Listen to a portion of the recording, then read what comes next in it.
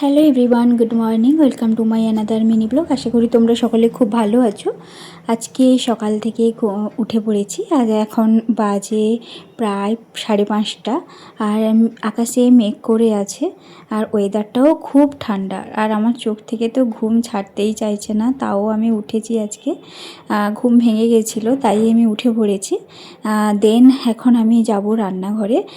আজকে সকালে ব্রেকফাস্টে সবার জন্য হচ্ছে কাবুল ছোলার ঘুগনি। তো এখানে পাখিগুলো খাচ্ছে। আমাদের রান্নাঘরে জানালার সামনে চাল দেওয়া থাকে, আর এমনি খাবারও দেওয়া থাকে, অন্যান্য খাবার। তো পাখিগুলো খাচ্ছে, আর প্রতিদিন পাখিগুলো আসে। আর খাবার দেওয়া না থাকলে ওরা বেশি জানালায় ঠুকঠাক করতে থাকে। এই যে কাবুল ছোলাগুলো আগের দিন রাত্রেবেলায় ভিজিয়ে রেখেছিলাম, আর কত সুন্দরভাবে ফুলে উঠেছে। তো এগুলোকে আমি প্রেসারে সিটি দিয়ে দেবো, আর এগুলো দিয়ে আমি রান্না করব। তো এখানে আমি রান্না বসিয়ে দিয়েছি, মশলাটা কষা চলছে। আর ওইদিকে দেখো টিয়াগুলো, কতগুলো টিয়া এসছে। আর অনেক দিন পরে এমনিতেও আমি সকালে এতটা উঠি না, তাও আজকে যখন আমি তাড়াতাড়ি উঠেছি তখন রান্না করছি, আর তখনই টিয়াগুলো এসছে চাল খেতে। আর কতগুলো টিয়া এসছে, অনেক দিন পরে অনেকগুলোই টিয়া এসছে। মানে এতদিন এত টিয়া আসেনি, অনেক দিন আগে আসতো। এখন বর্ষাকালের জন্য হোক যাই হোক, টিয়াগুলো এখন কমই আসে। আজকে দেখলাম যে অনেকগুলো টিয়া এসছে। তো এখানে আমার রান্নাও কমপ্লিট হয়ে গেছে। তো রান্না কমপ্লিট হয়ে যাওয়ার পর এটাকে আমি নামিয়ে দেব।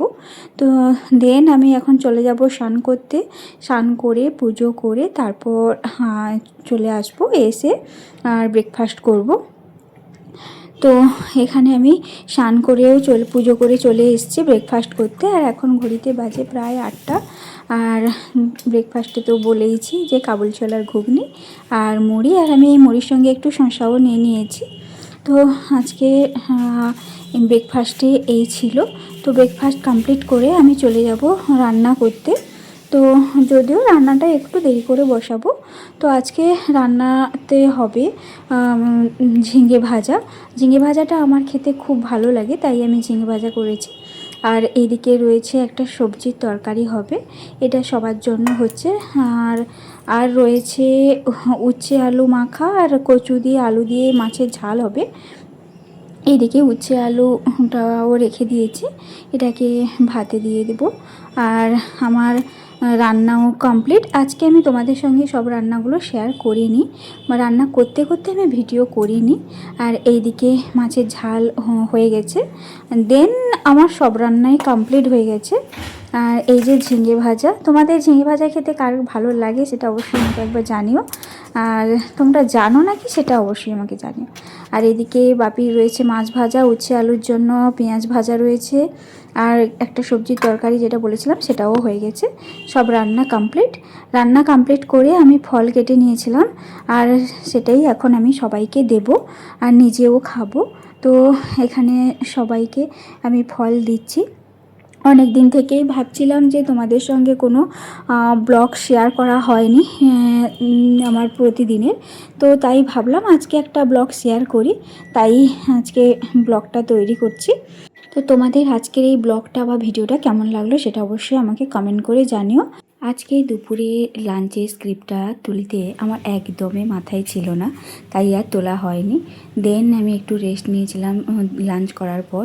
তারপর এখানে সন্ধ্যাবেলায় সন্ধ্যা দিয়ে এসে একটু পিঠে খেয়ে নিলাম, দই পিঠে।